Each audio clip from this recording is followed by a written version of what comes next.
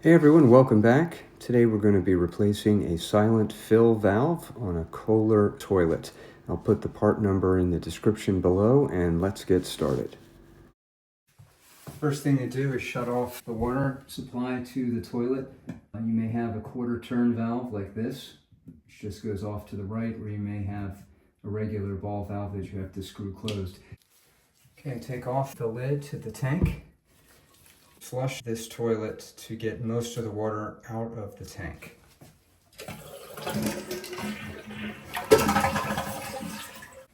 You'll notice that it won't fill back up, and if you hear any water, that means your water's not turned all the way off. So once you make sure that it's not refilling and you make sure as much of the water is drained out as possible, then we'll get a sponge and a bucket or tub to sponge out the rest of the water in the tank.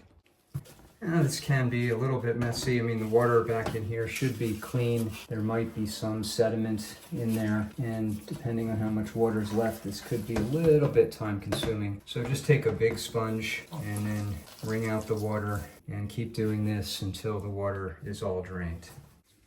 So to remove the old fill valve, and I'll show you here on the new one, there's going to be a nut, like a white nut like this, underneath this tank, and the fill valve with this washer here goes through the hole in the bottom. So you're going to reach underneath the tank and you're going to unscrew this nut underneath, and that's going to release the old fill valve. You're also going to disconnect this fill line tube here.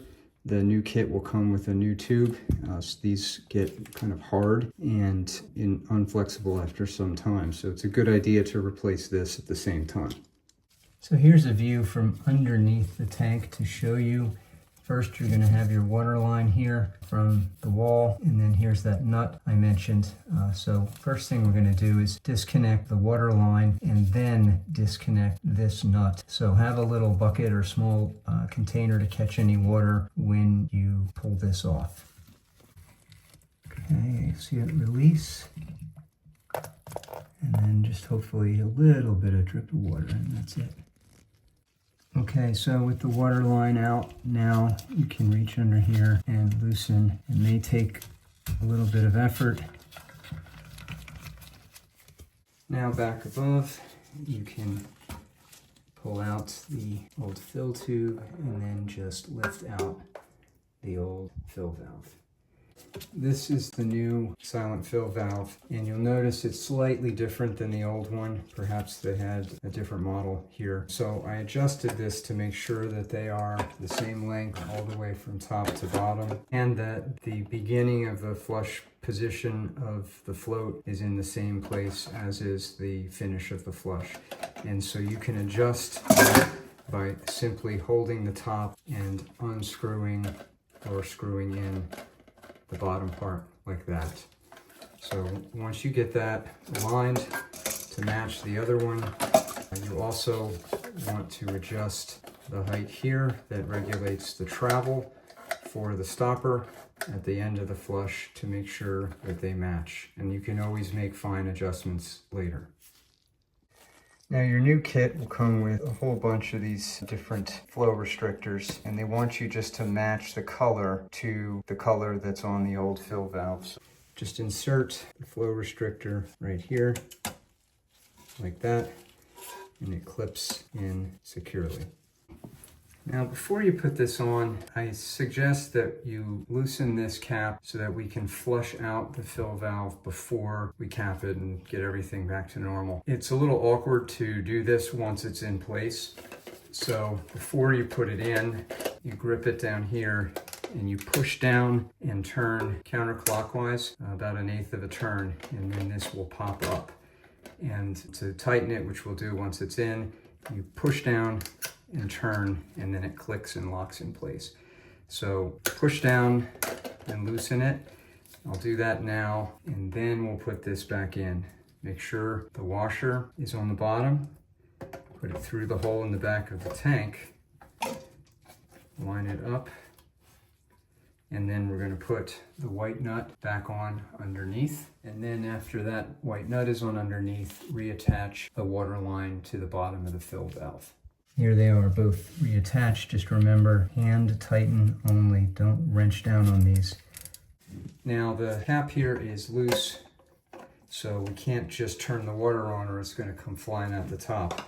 So get a plastic cup or something to cover this, and you can remove the cap and just kind of set it down to the side. And then with this covered with your hand, reach down and turn on the water. And that will flush out the valve before we use it. Shut the water back off. Make sure that it's clear inside. And then if it is, we can reattach the cap. And pushing down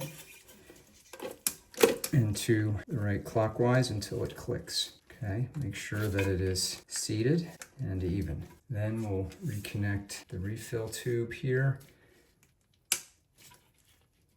and make sure it's connected to the other end as well. And then we'll turn the water back on to make sure there's no leaks from here.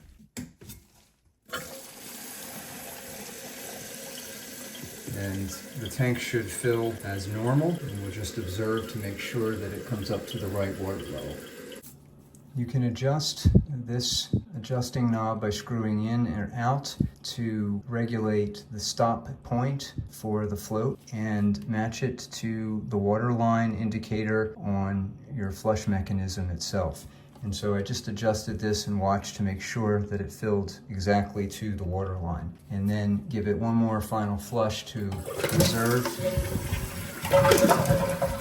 and refill. Make sure there's no water leaking from around here, no water leaking from underneath, and that the toilet fills normally. Then when it's all done, refills to the right level, you made sure there's no leaks, you can just put the cap back on the tank and you're done. And that's how you do it. Thanks very much for watching.